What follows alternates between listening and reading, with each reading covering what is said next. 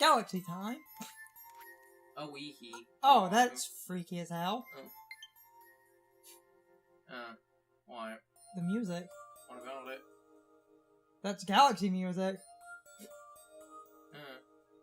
Yeah, oh, yeah, it is. And, actually, before we start, just a small thing I kind of wanted to rant on, because we started one more game. Because of the internet's unrealistic expectations to this collection, people are kind of shitting on and nitpicking every little aspect of the collection. And I feel one of the most petty aspects here is the menu, of people complain about the menu being, like, oh, basic and plain. It's like, oh, look, you just have the game's plot, art, and soundtrack. I would honestly take this over a more complex and, like, elaborate menu, because, like, it's just an example.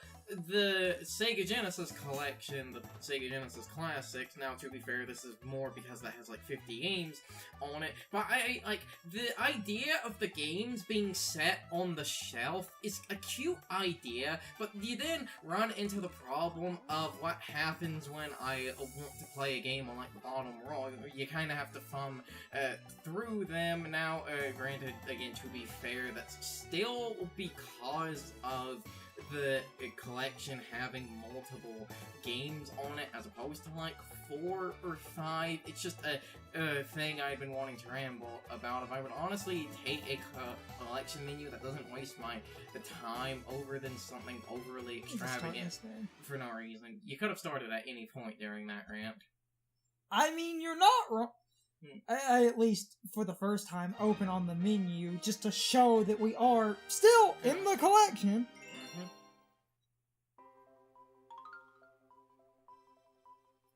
Okay. Yeah, and they are resending it. Okay, that's fine. Sadly, you can't use Mii's for this. Yeah, and honestly, that's another thing that has... oh, so we're not going Tax Fraud Galaxy. Gotta be classic. Honestly, that's a small thing that does bother me with the Switch, is the basic, just, like, complete and utter removal of Mii's, and, like, yeah, I get it, everyone, you know, would make a Hitler Mii, but I feel like it's kinda unfair to punish the people that don't do that. Mm-hmm. So, as we jump into this, like with the other two, I've actually played Galaxy before, so this isn't new to me. Never played it on the Switch, but I've played Galaxy. As shown by the lack of a final. Damn it. What? It's what someone pointed out, and they're right, and I can't stop laughing at it. What? Peach is voiced, but the music was so loud. It's like, what? What? Wait, she actually is voiced here? It's already over. Yeah, I completely forgot about that. It's already over! It's like kind of bad audio mixing. Woo! Was that in the original game? So to be fair, that's a problem the original game had. Sweet.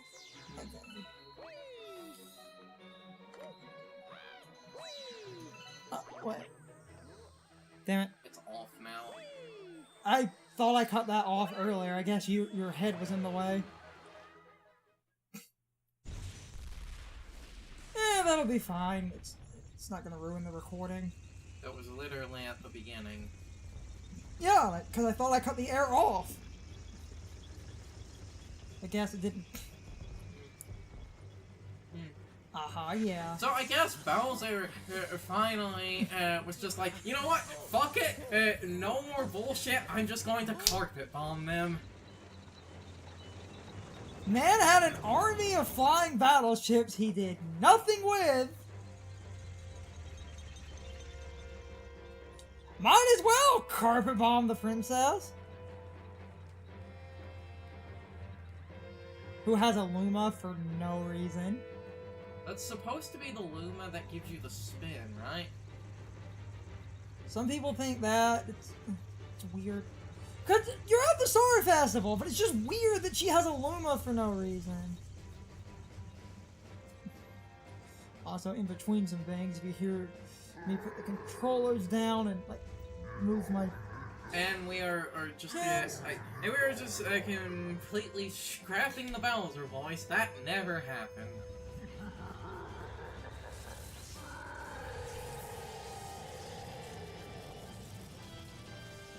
Basically, because Bowser has a UFO. That's what this is.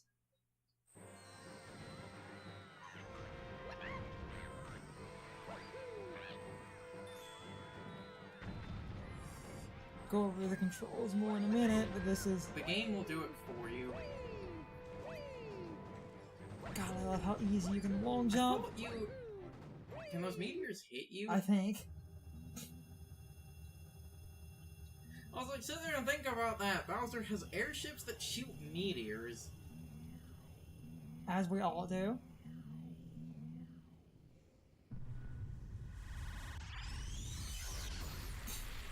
Just cuts her castle out of the ground. You see, this is the point where I would say, aren't we going to point out how aliens just casually exist in the Mario universe, and now, but something Mario Land 2? The villain of that game's an alien, right?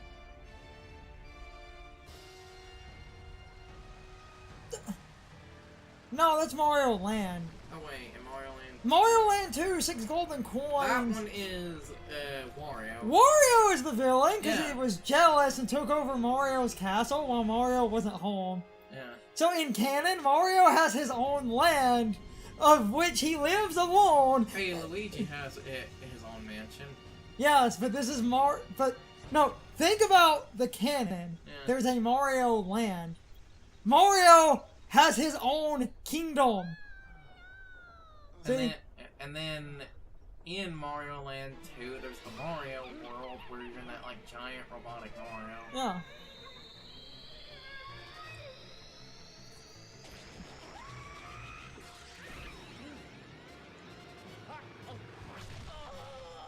Ow. Wasted. If you can find the Grand Theft Auto font, edit that in.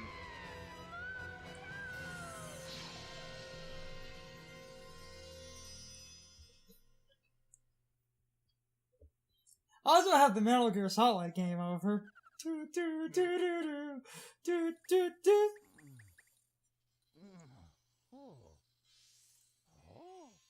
This game looks damn good. It always did. As people pointed out, this game, now that it's not on the Wii, since the Wii Okay, was... even on the Wii, I feel it looked good because this game went, more for art style over raw graphics. Because at least to me, I will say art style always looks better than just raw power. Buns. I hate all of you. But we'll get to it later.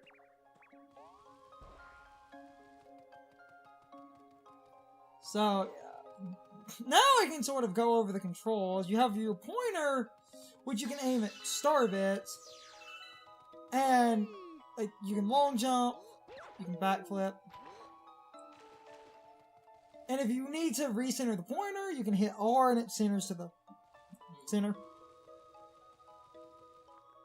Because it's using the gyro, I'm just kind of going around.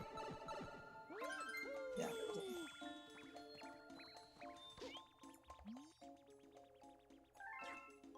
So.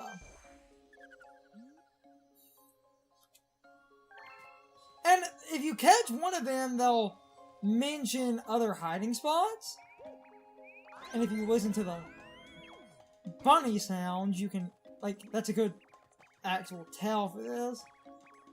As well as I know this game, the true beginning was a little bit fuzzy, just because I haven't thought about this. But yeah. Personally, I think the gyro's fine. I can just keep snapping it. Well, the gyro. To be fair, it is going to be less accurate than the Wii's pointer. That is an objective fact, just because the technology is inherently more inaccurate because you don't have a sensor bar for it to use as a. Oh, a cool constant... time to mention something.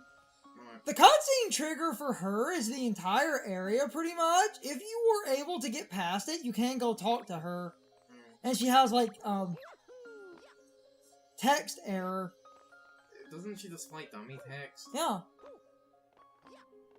Because there's no way to avoid that cutscene trigger. Mm-hmm. You have to cheat. Yes. You actually have to cheat. Right? Yes. Ow, my hand. The best princess! Fight me, motherfuckers! Space MILF herself. I mean, you're not wrong. At one point, her literal title is Mother of All Lumas, right? Even though she's not their actual mother. At least I don't think. You find out her backstory.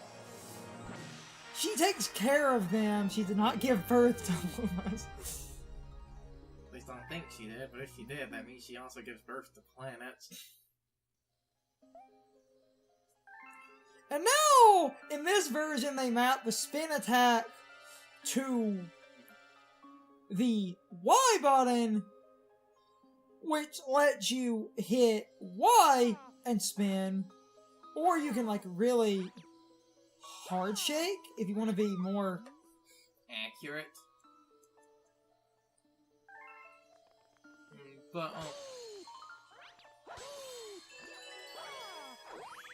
it's the Shindo version of 64 in this collection. Accuracy be damned.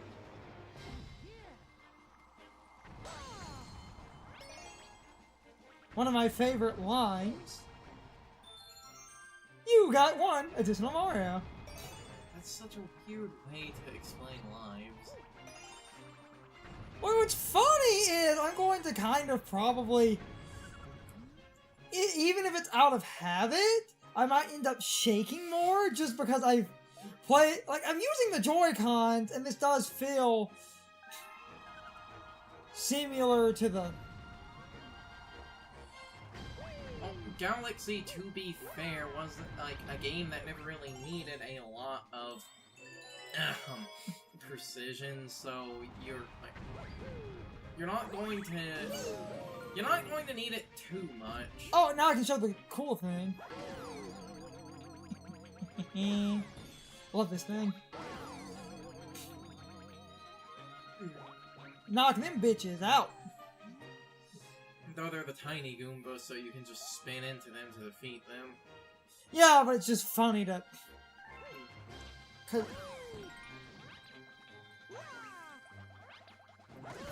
Like, as you can see, the more traditional Goomba, if you spin into them, they get knocked over, and then you can hit them. Might cycle between using Y and waggling. Y is a little bit more sad, but that's more authentic. But remember, authenticity isn't a good argument for this collection because the Shindo version. I'm sorry, I feel people who complain about that are kind of being petty. Because if you want, like... Bonk. Bonk. Someone literally said it can't be authentic because Shindo ruins the speedrunning community, and because Shindo... Even though if you wanted to actually, like, even though if you wanted to be serious about speedrunning and actually go for the world record, and now, granted, because the Switch is region-free, this is easier to do now, but it would still be extra money. Depending on what category you wanted to speedrun, you would need the Japanese version, because the Japanese version is faster, because Japanese text can say more with less characters in certain areas, but in other areas, the American version's faster because the text scrolls faster. American... I believe America is faster for 120-star categories. No, America's generally faster because the American version is actually earlier than the Japanese version. Like I said, the text scrolls faster in America. So because of that, the American version is actually better in some categories.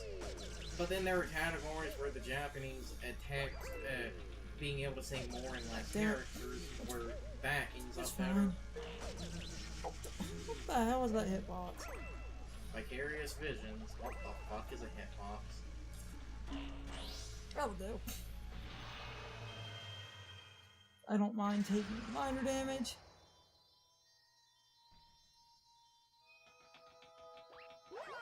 Squish. Grand Star! It's like a star, but it's grand. Dang it, little balls on the ends. And the size is huge. Mm-hmm. This is the Wii, we gotta go big. Now, I've been, waiting to say this. Here's kind of a controversial opinion. I think the Common Observatory is overhyped. It's cool when you first visit it, but to me, it's then just kind of a padded mess to get... Okay, I'll at least say I feel it's better than Peach's Castle because the Common Observatory, when you get around the end of it, it starts to give you quick warps to the higher floors. Yes. So, I feel it's better than Peach's Castle because I'm pretty sure going to the areas of the Comet Observatory is still faster than walking around Peach's Castle. Yes.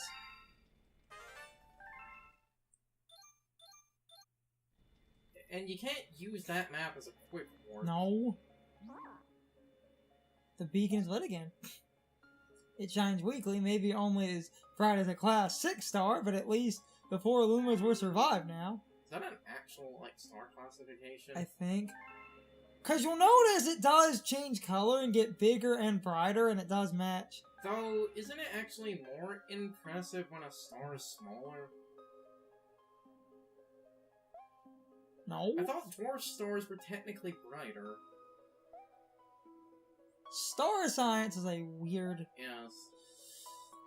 bit of nonsense. I think I could be completely wrong about this. I think they're considered brighter because it's denser. Please. So because it's, denser, or it's burning more. I think that was the logic behind it. Look. To the domes!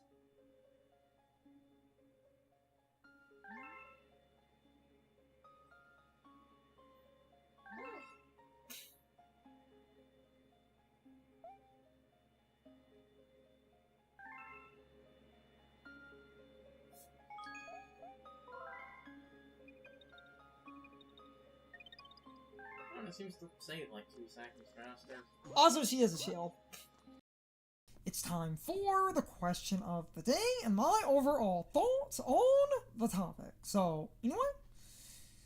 In general, what is your opinion on the audio mixing for this video? I always ask this at the start of a new Let's Play because I'm trying to make sure that me and Carson are not being drowned out by the audio in the game. So, I wanted to get people's general opinion. I thought the audio mixing and the audio balancing and stuff was fine. But that's why I said, in general, what is your opinion on it? You can leave a comment if you want changes made, but if you see a comment you agree with, give it a thumbs up, because I will pay attention to a comment that got a lot of likes. That tells me a lot of people agree with that, because I don't want thousands of people suggesting the same changes to be made. And I basically have 2 other important notes. Like I said, first off, keep in mind, I'm trying to make sure that me and Curzon are not being drowned out by the game. But the 2 important notes are basically this. I reserve the right to ignore people making a request to any changes to the audio. If I decide that a request is reasonable, I will make the change as a test and I will consider it. The other note is basically the fact that I edit videos normally a week in advance, sometimes more. So if I took audio changes into account, those changes will likely not be up until a later video.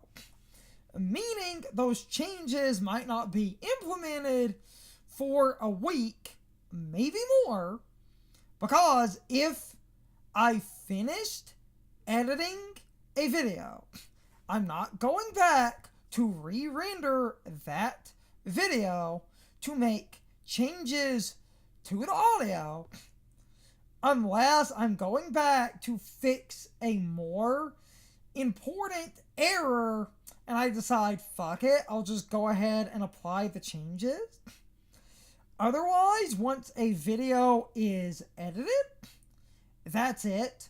I move on because I do not have time to constantly render stuff that's already done unless I absolutely need to go back and correct something. Slight changes to the audio are not super important unless I absolutely fucked up the audio incredibly badly. In which case, while I'm fixing the audio anyway, you might get the changes you wanted. But again, otherwise the changes must be in a fresh video. Please be understanding. I will read comments, but I'm not going to take everything into account, but I will consider it because I don't want people asking for unreasonable changes or changes that would affect what I'm trying to do. Me and Curtin need to be the focus. The game should never drown us out. So I will rarely increase the volume of the game. I will normally increase our volume or decrease the game volume a little bit so we're easier to hear. I thought we were audible enough, but you know what? You can leave your thoughts, opinions, and answers in the comments, or you can leave them on social media. All of my social media links, as well as my Discord links, are in the video description. Now, as always, I need to be a shill for a minute. If you're subscribed to the channel, if you follow me on social media, that really helps our communities grow. But anyway, I hope you all enjoyed the video, and I hope I will see you all next time. So, as always, good morning, good afternoon, good evening, and good night, everybody. I hope you come back someday. See you later.